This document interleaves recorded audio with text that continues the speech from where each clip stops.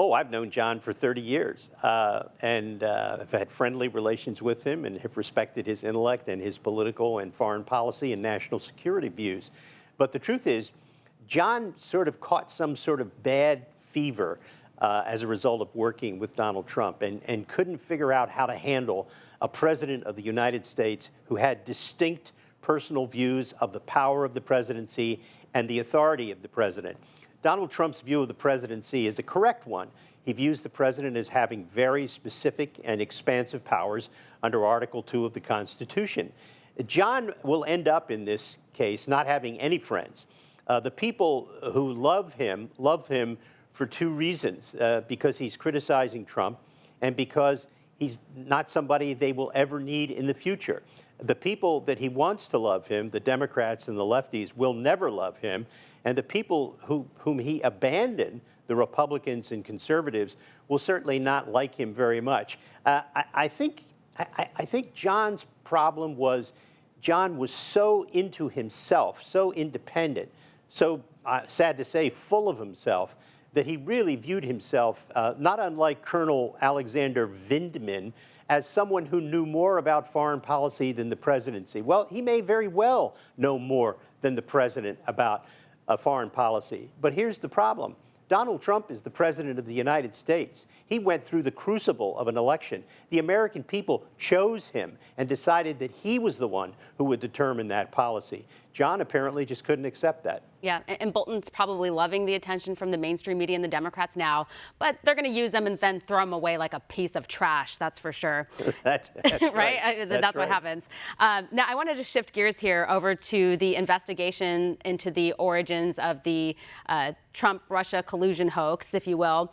Where are we with Durham's investigation? I had a conversation with Judicial Watch's Tom Fitton yesterday, and he's pretty disappointed. Kind of like dragging their heels or waiting to find something out before the election. What's your prediction? Well, I think, first of all, Bill Barr and John Durham were presented with a very difficult job. Bill Barr became Attorney General well into President Trump's administration, very, very late, and charged with the responsibility to do miracles. He chose John Durham to investigate the origins of the Trump investigation. He chose wisely. Durham's a pro. He's a classy guy. And I expect that they've already brought one indictment, and I expect if there's evidence, they will bring more. I was hoping that there would be a report by Durham, certainly an interim report on what he had discovered that is not the subject of criminal conduct before the election. So that the American people could be informed and have some more knowledge about how the president had been conspired against by a cabal within and without the United States government. I don't have any problem I have utter complete confidence in Bill Barr and in John Durham. The timing of it, who knows? I mean, I can't tell. It's tough bringing these cases. These are complex cases involving national security. There are all sorts of considerations. I don't believe that Durham's dragging his feet, and I don't believe that Barr is. So we'll just have to wait and see. Yeah, and really quickly, because we're totally out of time, but I wanted to get your reaction to this. According to DOJ records, it's revealed that at least a dozen phones from Robert Mueller's investigative team were wiped clean accidentally. How convenient. Like, maybe I'd believe it if it was like one phone, but like several phones and everything's deleted. One's like cracked and broken. How does that happen? Yes.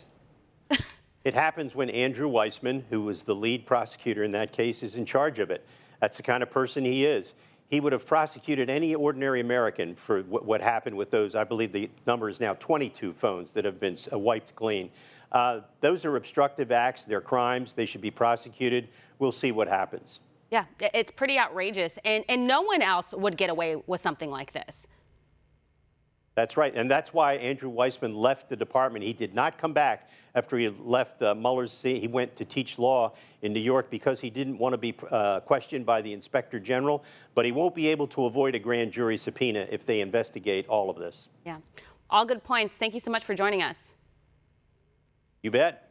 Want to see more videos like this? Click on the link below and subscribe to One American News on YouTube. And call your cable provider and kindly demand that One American News is added to your lineup.